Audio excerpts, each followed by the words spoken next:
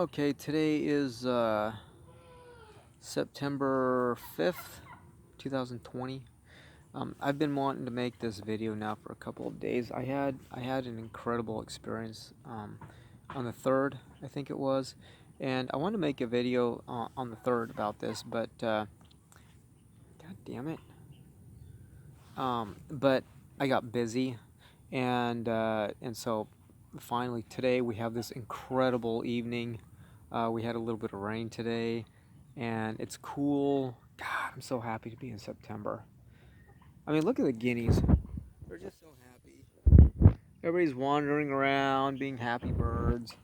The goats are pretty happy. Of course, they think they're starved. You know, goats. They got to be eating constantly. But anyways, um, in this experience, I became aware. It turned at first it was a semi-lucid dream, and in the dream there were two societies. One society lived on the ground, and the other society lived in the sky. And the society on the ground, they were kind of gray, and they would meander about with almost a sort of dazed look. There wasn't a whole lot of color. They were just kind of dazed out. But the society in the sky, they had a certain level of awareness. They knew that what they were experiencing was a dream, something that was completely oblivious to the society living on the ground. And they would float around in the clouds. Their mode of transportation were these cool little boats, almost like pirate ships. And they would just float around from cloud to cloud in their boats. So they kind of lived in the clouds. But there was one rule with the people who lived in the clouds. You couldn't leave the boat because of the drop down to the ground. And I was visiting a certain entity. Now this entity, I've never seen his face. It's a young entity, not like a child, just a young entity, almost like an apprentice. And I can detect his presence in some of my most intense OBEs and lucid dreams. I've never seen his face. Sometimes I don't even see him, but I just know he's there. And in this dream, I was visiting that entity. And anyways, so when I had gotten there, it was the end of the day, and he was getting ready to go to sleep in the clouds. Me, I had to stay in the ship, almost as though I wasn't advanced enough to sleep in the clouds because of the drop. And so during the evening, after he had found his place to sleep in the clouds, I was laying in the boat, and it occurred to me, wait a minute, this is a dream. And I looked at my hands. I'm like, shit, this is a freaking dream.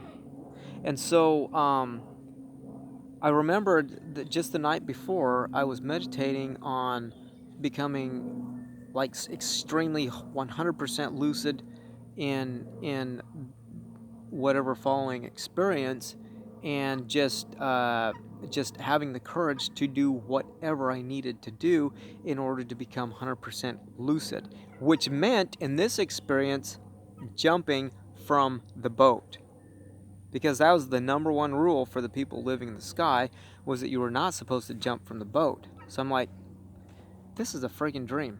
I can do whatever I want to. So I crawled to the edge of the boat and I jumped. And as I fell, everything changed. My lucidity became 100% sharp.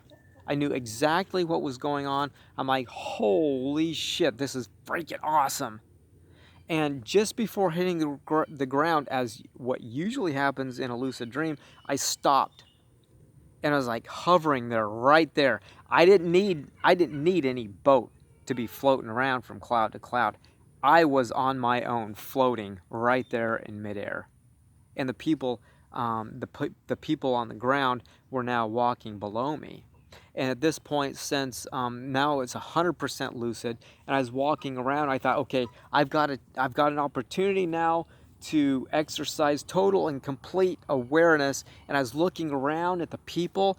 Some of them were wearing these like 1920s get up.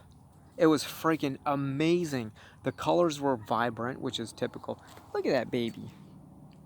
The colors were vibrant. The sensation was incredible, and it was just beautiful. And I walked around for a short time, then I thought, you know what? I'm going to tell the people here on the ground that they are living in a dream. Maybe to liberate their minds and help them advance. And so I looked around for their leader, and I found him. He was this kind of overweight guy, balding, mustache, beard, and and he was gray. His countenance was gray. His clothes were gray. And I went up to him and I said, "This is just a dream. This is just a dream." I said, "You can do anything you want here, and it doesn't matter." And I said, you can gouge your cheeks out if you want to. And I lifted up my hands, and I went to gouging my I made this action to gouging my cheeks out. I said, it doesn't matter. You can do whatever you want. And you'll heal. And he said, we can't. That's illegal. And immediately it occurred to me that anything in that world that would spark any sort of consciousness or lucidity was illegal. And shortly thereafter, the experience ended, and I woke up. It was like 4:30 in the morning, and I'm like, "Oh my God! Wow, that was an incredible experience. 100% lucid, and the message was incredible." Remember, anything that might spark that consciousness, that awareness, just remember, it's going to be illegal. Why do you think the censorship right now is so bad? Because somebody somewhere might say something or do something that would spark that consciousness in individuals. There's a lot to say in regards to government consciousness and opposition, but you know what? I might say that for the next video. We're getting on 8 minutes right now. So anyways, thanks for watching, and we'll do it again soon. Bye.